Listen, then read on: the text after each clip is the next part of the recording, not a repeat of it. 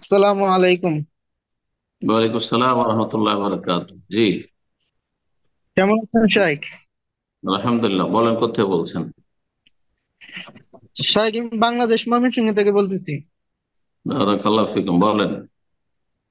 আমার প্রশ্নটা হচ্ছে শাইখ, আপনার একটা বক্তব্য শুনেছিলাম যেখানে বেনামাজি হচ্ছে দুই ধরনের, মানে সালাফদের মধ্যে দুইটা মত পাওয়া যায়।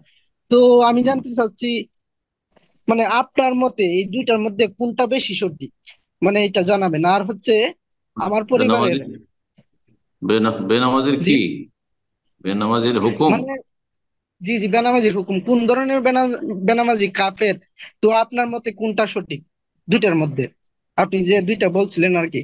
আর হচ্ছে আমার পরিবারে আব্বা একেবারেই নামাজ পড়ে না, মানে শুক্রবারে নামাজটাও পড়ে না, কিন্তু আম্মা 5 ওয়াক্ত নামাজ পড়ে।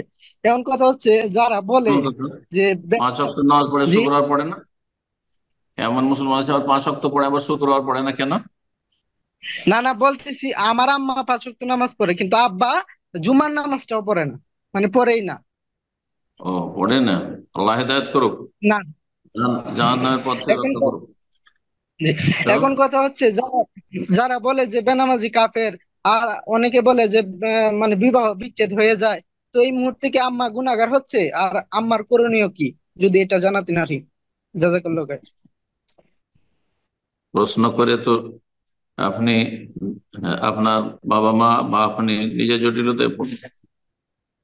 যেমনটা বললেন যে আপনার বাবা মা, আপনার মা নামাজ পড়ে 5 ওয়াক্ত, কিন্তু আপনার বাবা 5 ওয়াক্ত তো পড়ে না, জুমাও পড়ে না।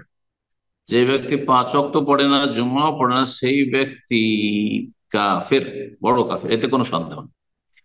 সেই ব্যক্তি কাফের। কারণ কাফের সাথে সংসার করা জায়েজ নয়, কাফের সাথে মিলিত হওয়া জায়েজ নয়, একসাথে থাকা জায়েজ নয়। জি।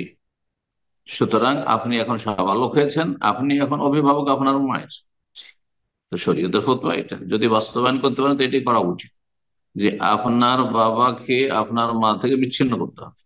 এটি শরীয়ত বলে, এটাই শরীয়তের বিধান। আল্লাহ তৌফিক দান করুন, আর না হলে আপনার বাবাকে এখন আল্লাহ হেদায়েত নসিব, দোয়া করেন আল্লাহ হেদায়েত করুক। জি। আজর যেন না হয় ইব্রাহিমের অনুসারী হয়, আবু তালেব আবু লাহাব যেন না হয় নবীর চাচাদের মতো। হ্যাঁ, বরং আব্বাস আর হামজার মতো যেন হয়। আল্লাহ তোকে হেদায়েত দান করুক। তো এই হচ্ছে শরীয়তের মাসলা। জি।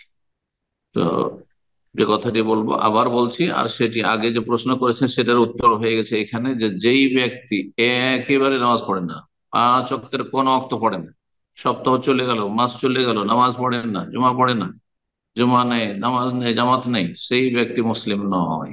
জুমা জামাত, আর মাঝে মধ্যে হলো জামাতে যাবে, আর নামাজ 5 টাইম পড়তে হবে। 5 টাইম, এক আধ টাইম যদি ছুটে যায় তো কিছু লোক কিছু আইম্মায়ে কেরাম তাদেরকেও কাফের বলেছেন, কিন্তু এই ক্ষেত্রে সতর্কতামূলক ফতোয়া, এবং আমি যেটাকে পছন্দ করি এবং সেটা পর্যন্ত পৌঁছেছি, যে যেই ব্যক্তি একেবারে নামাজ পড়েন না সেই ব্যক্তি বড় কাফের।